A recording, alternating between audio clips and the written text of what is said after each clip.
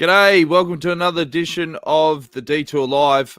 We've got a massive show as a massive stage at the Vuelta. I'm joined as always by four-time national road champ Johnny Trevorrow, Matty Poyner, who knows pretty much every cyclist in WA is joining us as well. And we've got George Bennett. He's got to go to breakfast, so let's bring him straight in. George, live from the Vuelta. How are you feeling for today's stage, mate? Morning, boys. Today's I think I came on yesterday and told you how tough yesterday was and told you it was the Queen stage, but I'm gonna rejig that and say that today's the Queen stage because nothing really happened in the end. Mate, yesterday was filthy. It was so hard. It was just on all day, and it was just absolutely one of the hardest stages around. But the wind was just a massive headwind in the final, and so you didn't see the big gaps at the finish. But people at home think we didn't race yesterday. They're wrong. We didn't have a kilometre easy, but I think now, after having seen what happened with the wind yesterday and the headwind in the end, the big attacks didn't come like we sort of anticipated. I think today will be, because it doesn't matter which way the wind's blowing, it's 27%. So, is this going to be the steepest climb you've done, George? Potentially. I mean, I've done. I think Las Muchachos was the one where Valverde and Roglic just sort of destroyed everybody last year. I think that was potentially had harder ramps up. But I think this could be. I mean, it's probably the last sort of the mythical cycling climbs that I haven't done. It was in the Vuelta one year, but I went home, blew my engine up and went home a few days early. So I didn't make it up the Angliru, and by all accounts, that was probably a good thing. I didn't have to do it then. But I think today could be one of the toughest climbs I've ever done. But it doesn't really, I mean, steepness is one thing, but you just got to, it depends how hard we go, doesn't it? I mean, if we go super easy, then, maybe it's not too bad. So, George, a hill as steep as that, and it is a monster thing. I think it was 3 years since they've done that one.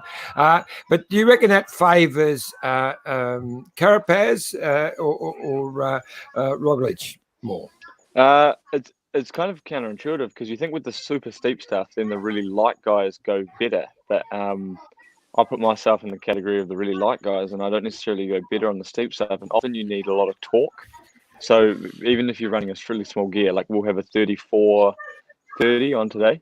And even with that, you're doing 70 RPM. So you need a lot of torque, which actually then swings back into the favour of guys like Primoz, and even you look at Tom Dumoulin, one of the biggest climbers out of the GC guys, and he really excels on super steep stuff just because he has so much force behind him. Whereas a guy like me sort of relies a bit more on lungs and aerobic power. I mean, I think it's pretty easy. Here's a man going for a walk. So I think it's not George, necessarily one or the other. George, Matt Poyner here from WA, mate. Good to meet you. I just want to ask you a question about the iconic climbs of Grand Tours, the Stelvio and Alpe d'Huez, and now you're going up the Angliru today. Does it change the feeling in the bunch into major tours like this? Is there a little bit more adrenaline pumping? Everyone knows that if you can get to the top of one of these ones, you just go down in history for the rest of your life. It's not just a normal mountain stage. Does it do something to the bunch? I think in general, not really, in terms of if it's say like Alpe d'Huez or something, because there's far worse climbs in Alpe d'Huez. But I think when you go to the Zoncolan or you go to the Angliru, there is definitely a fear factor where people are going, all right, at the end of the day, I've got to get up this thing. And, it does maybe neutralize a little bit. Like even today, for example, there's definitely ambush territory before the last climb that you think, okay, someone could go there. But then, they've still got to get up the Angliru. Where if it was just another climb, that didn't have the same sort of fear factor, then maybe people would be more willing to roll the dice. George, we've got a comment. Horizontal, George. Jesus, memory like a fish. Yep. But I've tried that, and didn't work. But it's because my old rotation lock was on. You've got to, yeah, mate. We've got very high standards on this show for quality. I was going to say 34-30. My mind boggles when you talk that. That's what the gears you're riding. Back in my day, there was no such thing. So what we have done, if they had whacked a hill like that in when I was riding, we did do Stelvio and climbs like that, but not this. We wouldn't have even been able. I would have had to walk. There was no way we would get that up that on what we had. 42.28 was the smallest we had. Plus a bike that weighed 8 or 9 kilos back then as well. So in your day, maybe 12 kilos. I don't know. I mean, how long ago are we talking? No, we had wooden rims in my day, George. So we're laughing, right? But yeah, I think. I mean, I've even seen guys walk up it in the modern era. So, yeah, they're tough. And a lot of it honestly just depends on if it's raining or not. And in the past, we've seen it so misty up there. It hasn't been raining, but the road's still wet because it's damp. And I mean, now it's November. And yeah, it looks like we're going to have good weather today, but like it's still cold and misty and pretty terrible up at that height and in that area. I mean, it's beautiful, it's green, but there's a reason it's green, because the road's always wet, so that does make a big difference. So if it dries up enough, I think most people should be able to ride up, no worries. But you see a couple of guys that have launched in the early break and they arrive at the bottom, and then they might swap to the old sneakers. George, one of the big talking points was obviously the protest before the stage with Froomey talking about the time gaps and so forth. Were you there on the start line? Did you see it all go down, and what was the fallout? Yeah, well, I was parked up there. I was a few rows back. I was just I was keeping out. Were you chanting "fight, fight"? The only observation I did make was that at one moment, one guy from Cofidis, a Spanish guy, he just had enough, and he just charged off in this dramatic, we're just starting, stuff this, we're just going to start. But then no one followed him, and then he parked up about 20 meters in front of the peloton. Yeah, everybody's looking at him going like, "Oh mate, your revolution is working," and he, oh yeah. I don't know. It was. I mean, I'm cautious with the protest. I mean, I agree that actually I have to say I agree with the sentiment of it in terms of we shouldn't have had the jersey. It should have been a 3-second rule. I mean, it shouldn't have been a 3-second rule when you look at the course, but they said it was going to be, and if they say it's going to be, then it needs to be, because they can't just change the rules retrospectively. So I was of the school of thought that, okay, if they said it was going to be, which was a dodgy call, but okay, then it should be. But yeah, I was also hesitant that we shouldn't necessarily protest every single thing, because at some stage something's there's going to be something ridiculous, unacceptable. It's snowing and we have to do the Tourmalet or something like this, and then we do need protest. And then it's kind of like crying wolf, we protest everything. So yeah, maybe there was a more diplomatic solution than protesting. It was just badly organised, because we got there and then there was a protest, and then there was the jury guy wasn't even there, and then it was all sorts of like, was it just sorry, mate, was it just a spur of the moment thing from Froomey? Like, it didn't seem to be that organised pre him sort of telling one or two guys right on the start line. Oh, there is a CPA WhatsApp group, so I'm not in it, but I think there was. You should be. I think, yeah. I don't want to get involved in that. I'm here just to pedal around and get bottles. But yeah, I think there was chat of it. So I'm not exactly sure what they wrote on in the group, and yeah, so it's hard for me to say like, oh, was it, but there was a few people that I was with, 10 rows back, that were going, oh, what are we protesting? So either their rider representative hadn't told them, or they just didn't care. I don't know. It was a little bit strange. It wasn't like a big issue for everybody. George, today with this monster finish and it's so steep, does it change your role at all? Have you spoken about with Team Tactics? What are there any changes to your role for today's start? It's very important. Well, hopefully I can ride on the steep part, because yesterday, I took over the front, and it was still steep, but 2-3k to go, but it was just such a big headwind that I was going full gas on the front, and the guys were having a picnic in my wheels. So. At least today when I ride fast on the front, they also have to ride fast in my wheels. So if I can at least start my pull on that steep bit, then it'll be sort of every man for himself. But I think we showed yesterday that we had 6 guys there when it was 30 guys in the group. So we've definitely got the collective strength, but yeah, it's changed because when it's 25%, collective strength doesn't really count for too much, because you can't really tow anybody up. So, yeah, I'm very curious how it's going to evolve today. All right, mate. Well, we better let you go to breakfast. How do you pump these calories in over this weekend? Was it a monster dinner and back it up again with a monster brekkie? Yeah, it was a big one last night. I think I was putting away about 1,500 calories last night. So just in the dinner part of it, and then you've got dessert, and then you've got night snacks and all this stuff. So you sounds like heaven. Away, but, well, you'd think it's heaven, Jonesy, but it's not 1,500 calories like we used to. It's white rice and bloody olive oil. So go and enjoy it, mate. Thanks for joining us again. Good luck for today. Cheers, guys. And Good luck, we'll speak to you again soon, mate. Thanks, George. See you, boys. Yeah, see you later. See you, bud. George Bennett, what a legend.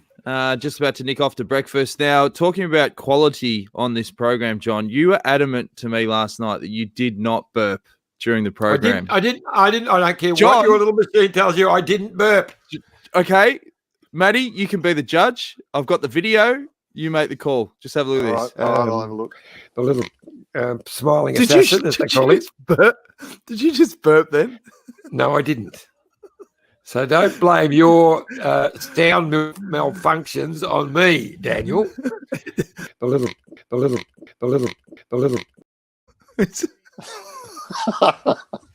I didn't. That's a burp. Now that's a burp. That is a burp. Just when that was the limit, you just jumped over it. There is a sound malfunction right at that moment, and you've got it. But it wasn't me. So another thing, Matty, is if he's been wine tasting, he's in the Gambia and he's been wine tasting all day. So he's coming into this show hot. He'll be fine. He'll be fine. I'll tell you what, as George Bennett, he's got that sort of that dazed look about him, hasn't he? Just getting ready to go to breakfast. Or he's just going through the motions. It's just how they get at this stage of the bike race, isn't it? I've got to get up and go to breakfast now. And what day are we on? He had that little bit of a look about him, so I hope he's got some good legs today, because he's a fantastic character of the bunch, isn't he? Yeah, for sure. We'll chat about the protest. Geraint Thomas put out some tweets, and he said, great to see the usual peloton sticking together at the Vuelta, well apart from the usual suspects.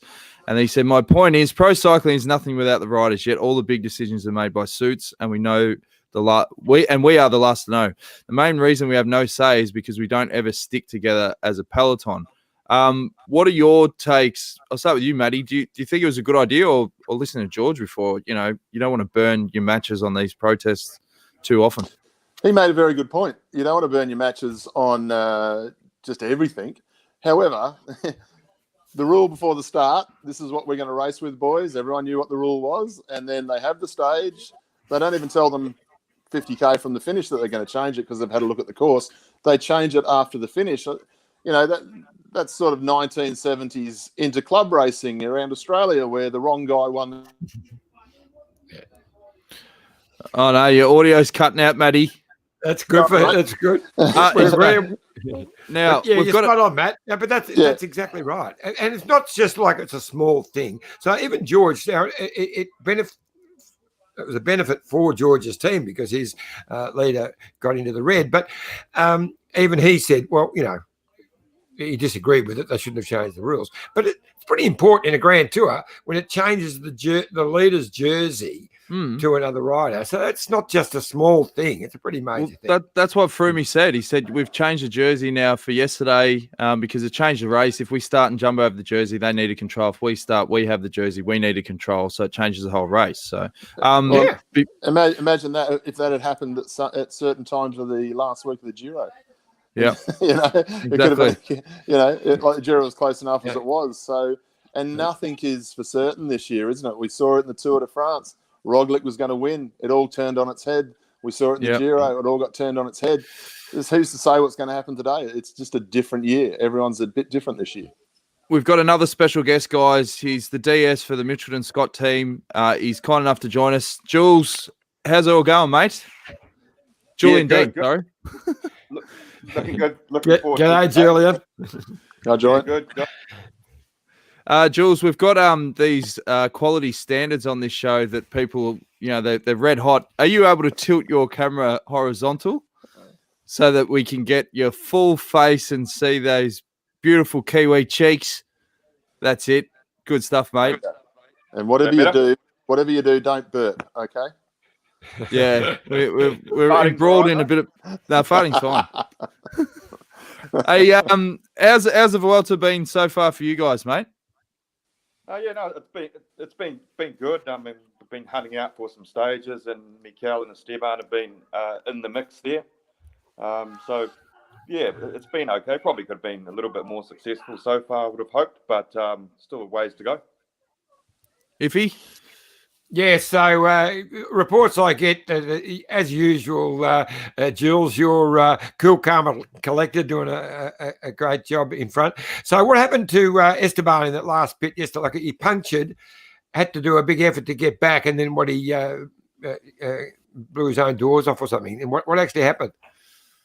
Yeah, he had a punch on the halfway up the second to last climb yesterday, and had a bit of an effort to get back. But some of our other guys, young guys, we're talking about young guys this year. We've got some young guys here that have been doing really well, and Callum Scottson was able to bring him back by the top of the climb. But it was almost like he just never really recovered when they got on the final climb at the bottom there. Got distance a little bit off the bottom, and was never really able to come back before the finish there, despite the help of Nick Schultz doing some good work to pace him back. Obviously, it's a filthy climb today, Jules. Is this one of the toughest climbs you're going to see in world cycling, the final one? Yeah, it's really a classic out of the Vuelta, and probably, I reckon, like one of the hardest climbs in all of Europe that we do in bike racing. There's no hiding on this climb. It's constant, it's steep, and it's really just the toughest guy is going to win, the person that can suffer the most. Are you a fan, Jules, of the we talked about it with the Giro, but, when they did the 260K stages and these, really grueling, parcours, are you a fan of the longer stages and the brutal side of it, or the shorter, more punchier profiles?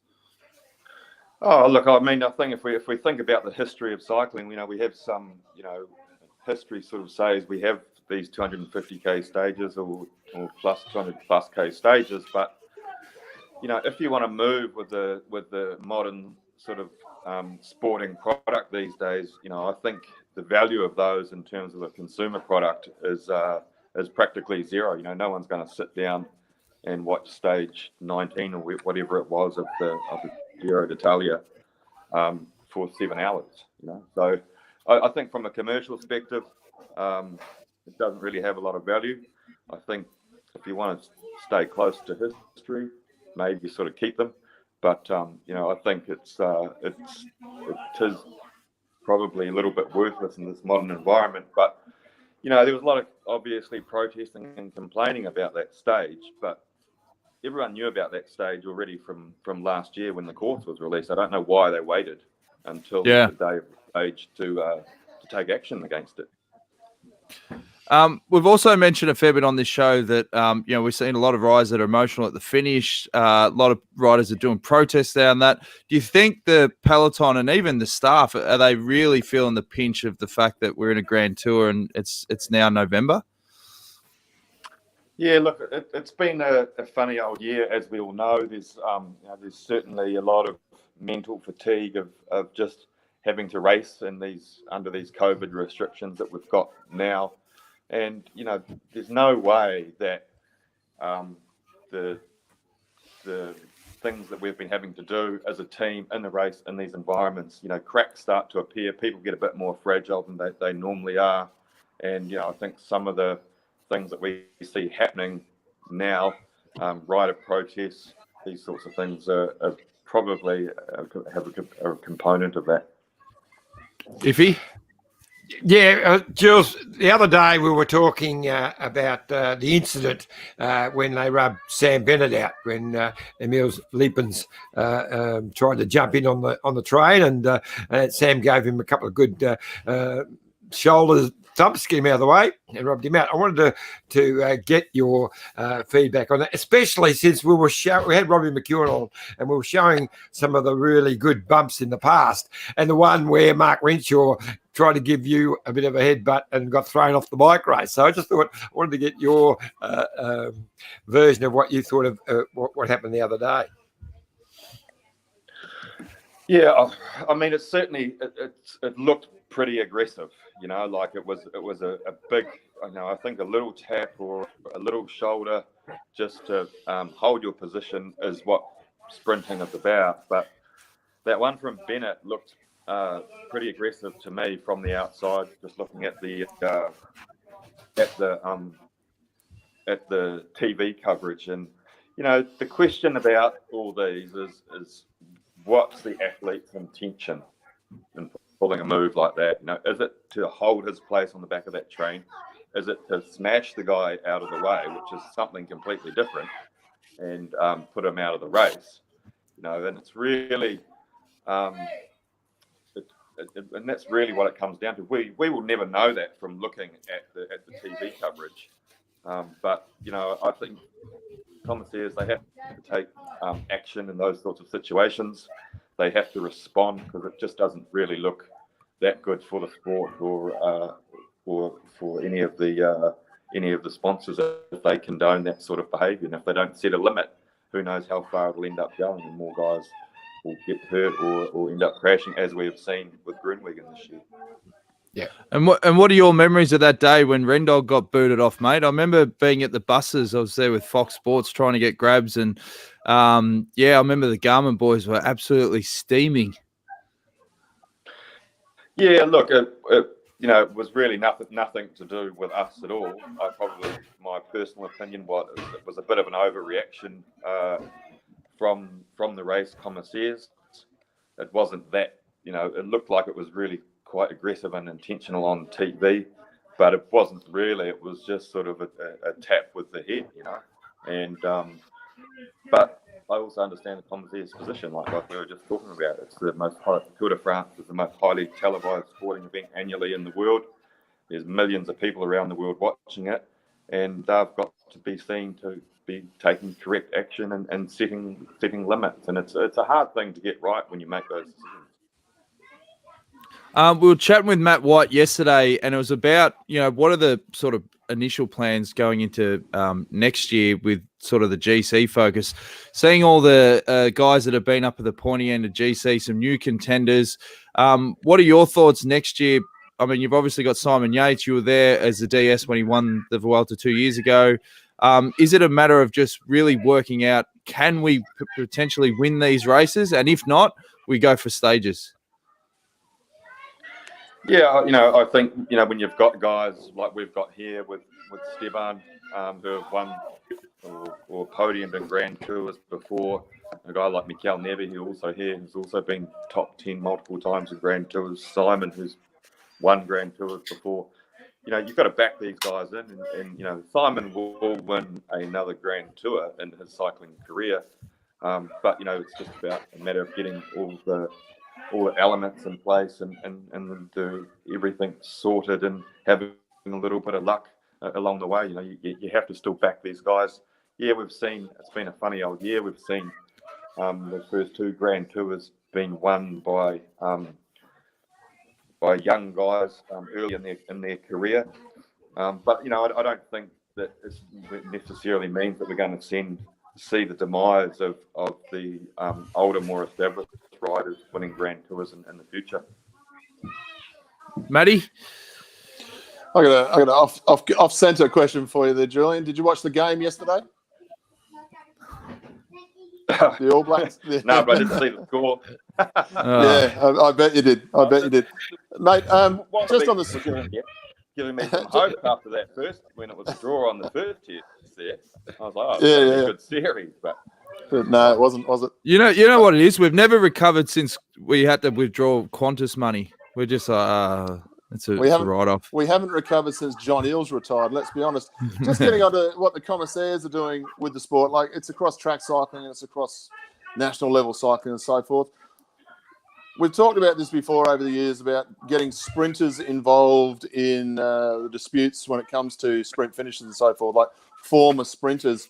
What sort of weight does that really carry, do you think, moving forward when decisions are getting made? Like, we all saw what Bennett did, and he definitely loaded up with the headbutt. There's no two ways about it. Some people will argue that it was too far from the finish to really matter, but there does have to be a point where that sort of riding will cause a bad accident, as we saw with Groenewegen and those sorts of... We don't want those sorts of accidents. Is there a place to have specifically a sprinters panel for this situation and have guys who have raced in the last 10 years be a part of that panel, do you think? Yeah, I mean, that could possibly be a solution or a way of I guess controlling these situations a little bit more. But I sort of really think that there should be some discussion with the riders after the race as well. Just ask them some hard questions, figure out their intentions, and hold them. We do hold them accountable by relegating them or whatever, but I think there's actually just value in sitting that rider down as well and saying face to face to them, what do you think you were doing? What was your intention? And getting an explanation from them. Because I think that, when you start to appeal to people's more like personal intention and hold them a bit more accountable personally, I think that would also make a difference and help riders consider their actions during those stressful moments, because it is stressful, and you're so focused on winning, and people do stupid things, but those conversations they had, that sort of maybe sits a little bit subconsciously next time they go into those situations and they react possibly a little bit differently. Iffy? Yeah, no, well, look, I reckon you'd be a Monty to be on that appeals board, mate. You gave a few out in your time, but what's going to be with today being such a monster finish? What's your tactical plan? Try and get a break up the road. What's the plan for today?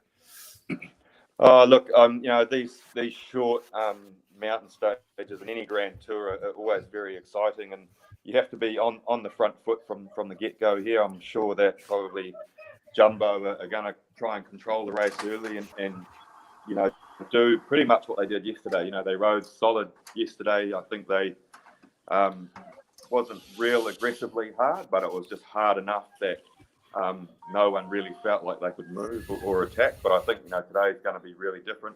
We're going to see Movistar go on the attack. I think Astana are going to be aggressive again. And so you've just really got to join in with that. We've got some good guys here that are going well. Schultze's going well.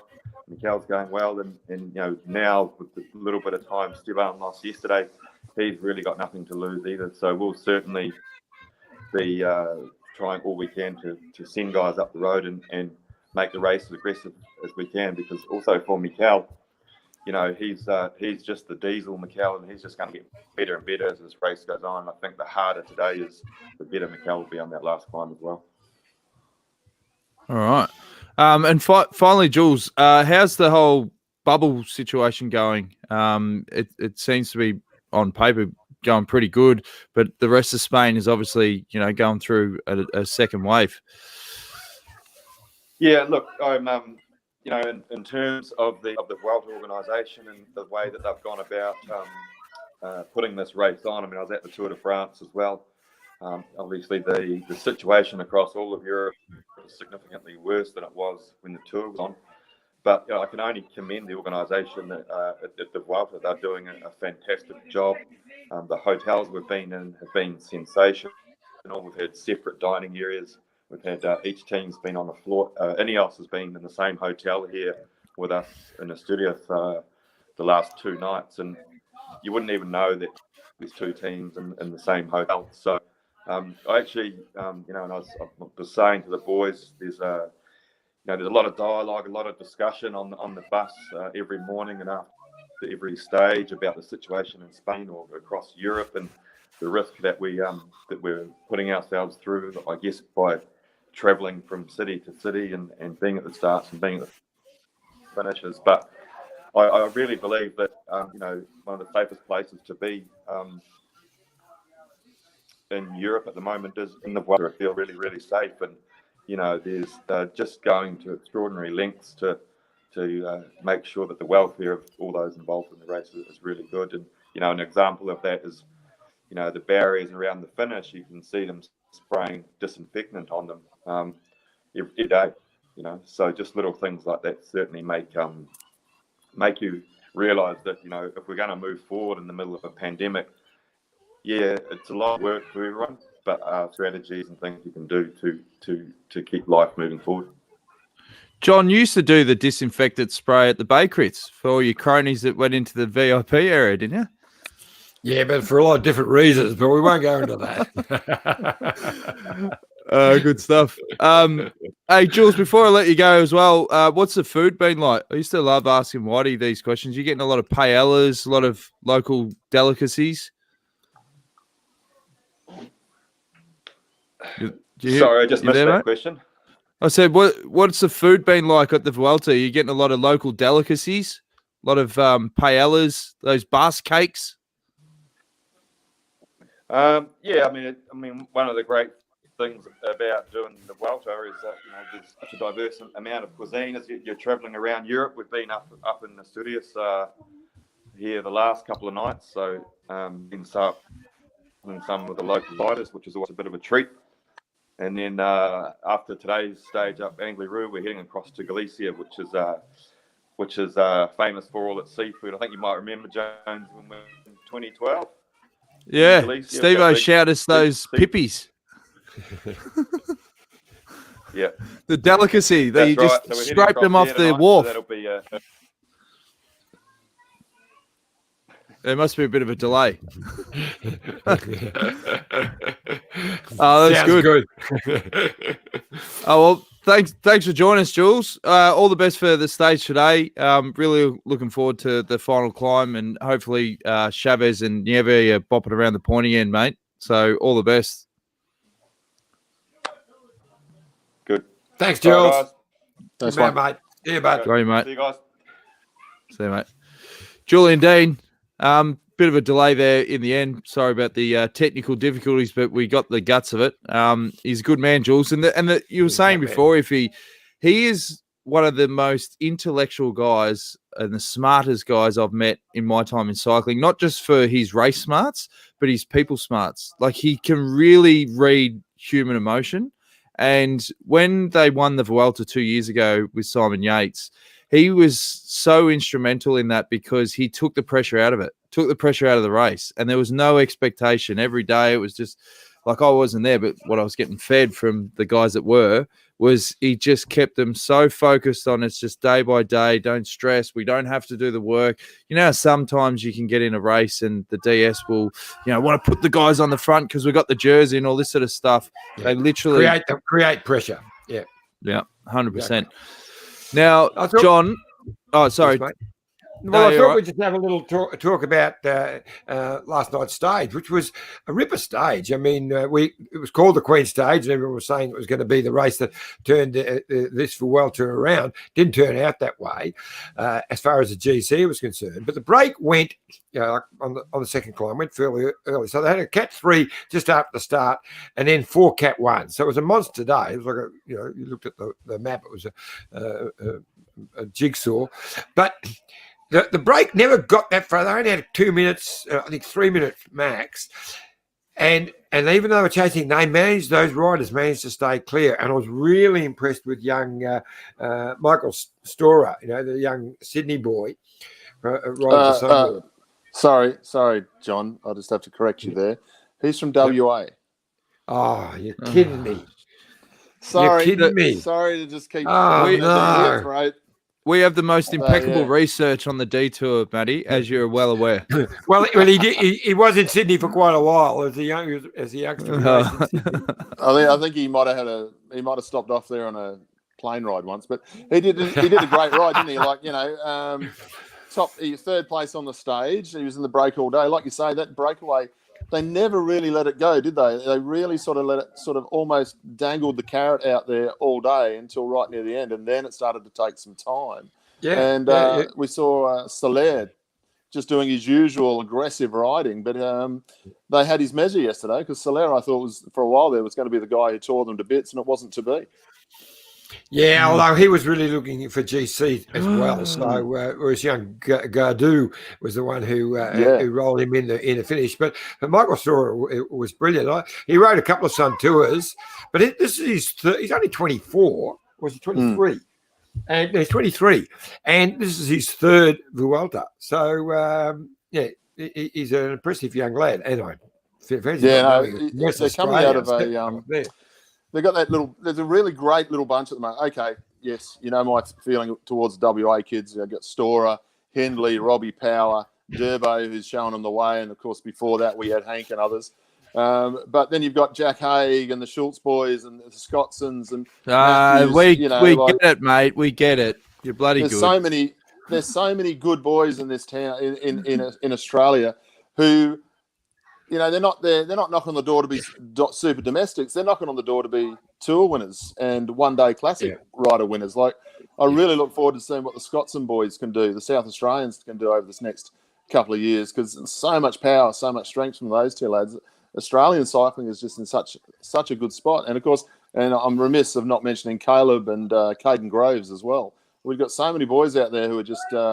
They've dropped in at the top level, and they're just special. There's no two ways about it. Yeah, no, spot on. Sorry, Matty, I was reading these comments. I thought you were bragging about all the guys that just come from WA. So when I said, I get it, mate, you're bloody good, I wasn't paying attention. Sorry about No, that. you're right, mate. No, I get it. No, you got to pull me up on the WA comments, mate. I get it. No, it's fine. Hey, we got breaking news. Gary Tilley just received an email. Cadell race is off for 2021. And Sam has just said, breaking news, TDU is cancelled, gents. Now, we sort of thought that was coming, but now it's official. This presents, obviously, it's disappointing, but, John, it presents an opportunity for NRS and the local guys to really showcase their talents if there is particularly an alternative for the TDU. Yes, well, I don't know that it actually has been announced as yet. Gary's got, but it's been the whisper around, and so what I hear that South Australia is still going to have this amazing festival of cycling. So it's going to be racing at the top level, but not the World Tour teams, but some of the top Aussie riders from World Tour teams could very well be riding, is the story I hear. With the elite from Australia, from the NRS, and that. So, but no. Hey, John, what is going on in the background there? Can you just call a bit of order? No, not possible, mate. We've been to Mitchelton Winery all afternoon for Dino's 40th birthday, and so they're all at the back carrying on like clowns. There's no way I'll be able to fix anything out there.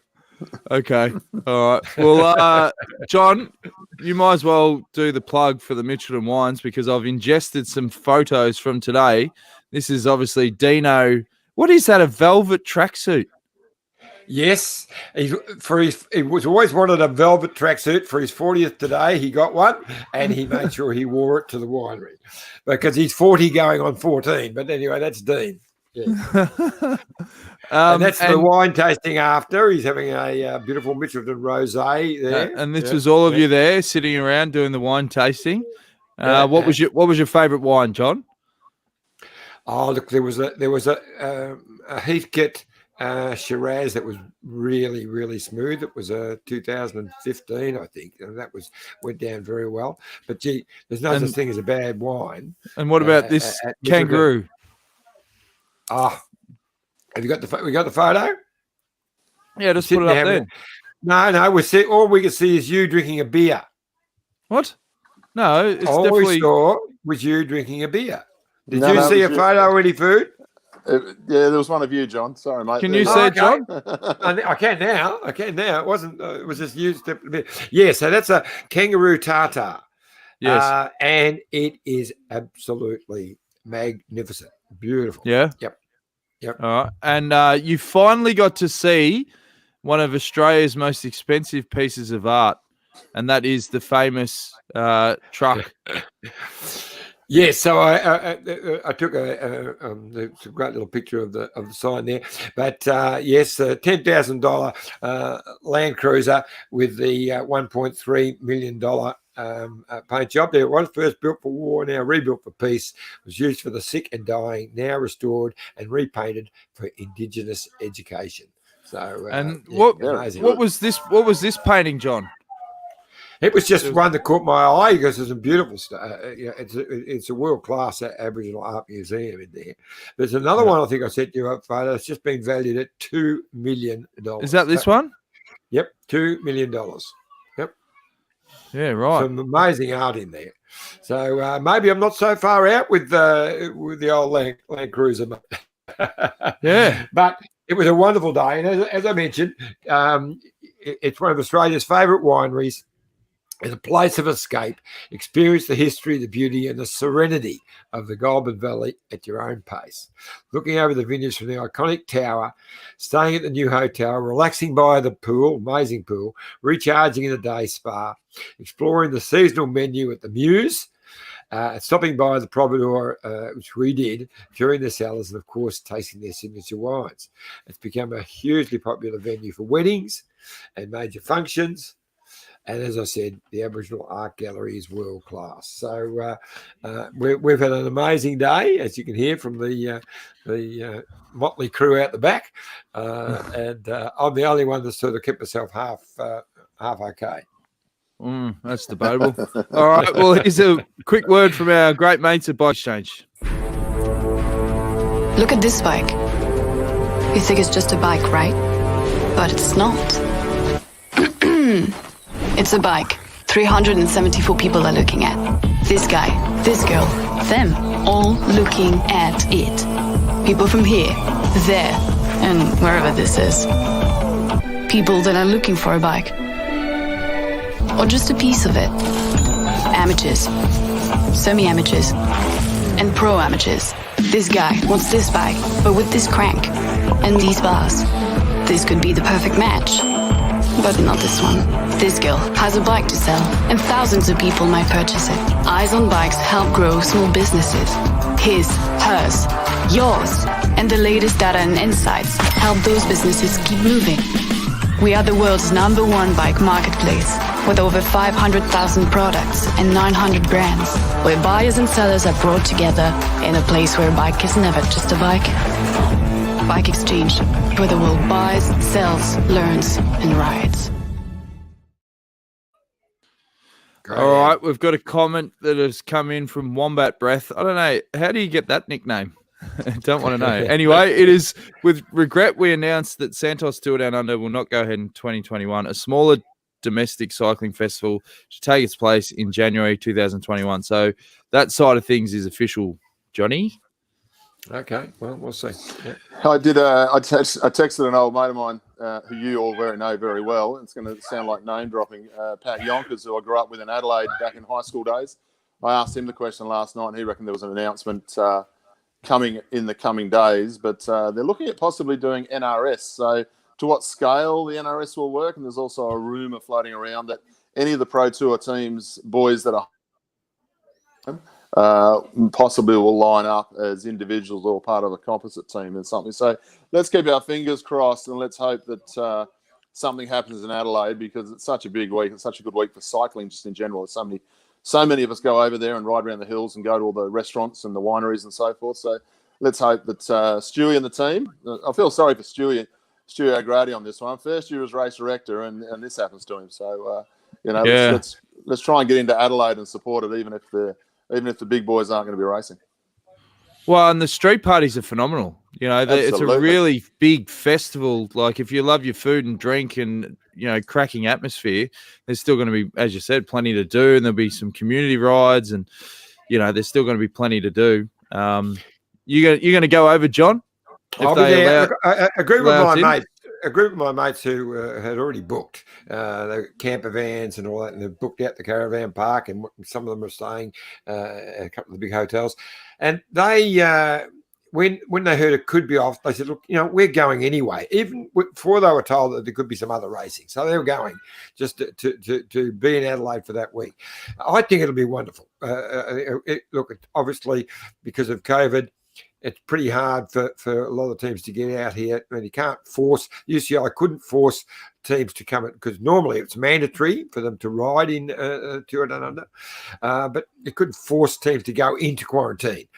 And because of those situations and what's going on in the world, everyone's so nervous. So I just think it's probably better for the event to hold off and have a really huge TDU in 2022. And this year, work on a wonderful festival of cycling. And people are wanting to go and see the best bike racing they can see. So it can be something special, a special opportunity for a lot of the Australian NRS teams to race in Adelaide, where they wouldn't normally get to do so. So I think it'd be a wonderful week of racing. Well, a good friend Sally had an idea. Now that Gero's back and we have several former pros around, perhaps there can be a Masters series. I don't think. And then she's doubling it up with maybe get Iffy back racing. I'll be there. Yeah, I'll take the bike over. Yeah, no problem. You can use that motorised bike you took to the tour. I'll take on Matty Poyner. We'll have a little match race. There you go. It's on. I don't, even if I was good enough to beat you, it wouldn't happen, out of respect, mate. But I tell you what, I'm happy, because on the 14th of November, the WA hard border is coming down. So West finally Aussies are able to leave and come back.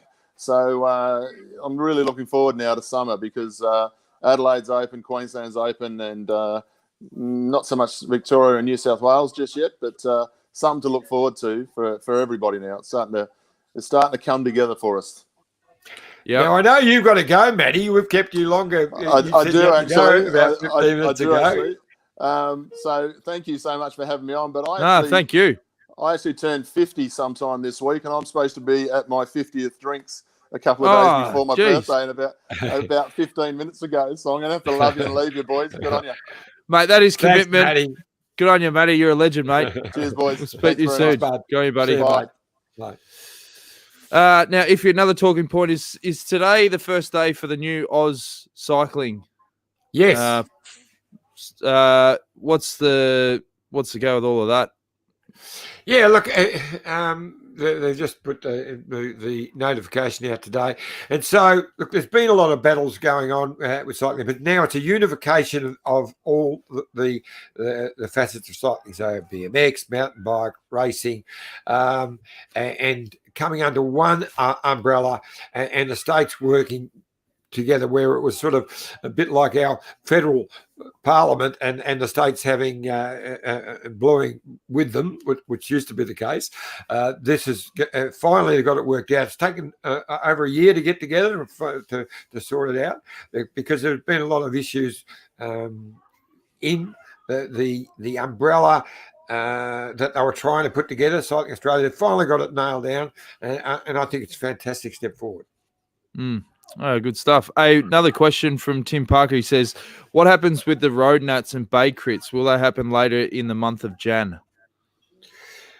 Yeah, look, those dates are being finalised, and We've had meetings over the last, and that'll be announced next week as well. But you can see them all happening after the Tour Down Under dates. You know, the new event that's going to happen in South Australia. So those dates will be finalised. We're actually finalising them right now. So that will be announced next week. And what about the Sun Tour? We moved that to its traditional spot in October? No, Sun Tour was already postponed, so no Sun Tour in 2021. It'll be come back into the summer calendar of 2022. Bigger and better, John. Exactly. Okay. Anything you want to add before we let you get back to the Motley Crew and polish off all your samples? No, it's been a great little program. I'm looking forward to tonight's stage. It's going to be a ripper. It is a monster of a climb. You know, when you talk at 27%, I mean, we talk 14 and 15%, and that's a monster climb. But look at that. Just look at it. It's filthy. It's filthy. You got to be careful you don't flip the bike backwards. That's how steep you're getting there. Well, as Alan Davis said, his car shit itself up that climb, blew the clutch out. I think he put it much nicer than that, but yes, it did. It didn't make it. You're right. Yeah. Sorry, mate. It's a family show. All right. Who's your prediction for the stage? Roglic? Gee, you know what? I just reckon it could be. I reckon Carapaz will be slightly better on the really steep parts of this, so I'm going to go for Carapaz. Carapaz $4, Roglic $2.37. Oh, geez. You scroll down the list. Dan Martin, 19. You want to be backing someone that's obviously got the legs. Nievi, $34. Valverde, 26. Yeah, it's probably going to be between the hitters, eh? Vlasov is 550. I'm going to stick with Roglic, mate. I think he's going to be too good. But the only thing, when we saw, hang on. When we saw him at the Tour, remember on that filthy stage, it was a little bit too sharp for him. So maybe Carapaz, that might be the bet. All right, I'll jump in with you, Carapaz. Okay. All right. Thanks for tuning in. Make sure you subscribe on YouTube. We'll see you again tomorrow at 7:30. We may have a special guest. We'll put the feelers out. If so, follow our social channels on Facebook and Twitter, and we'll let you know who that guest is. Till then, see you later.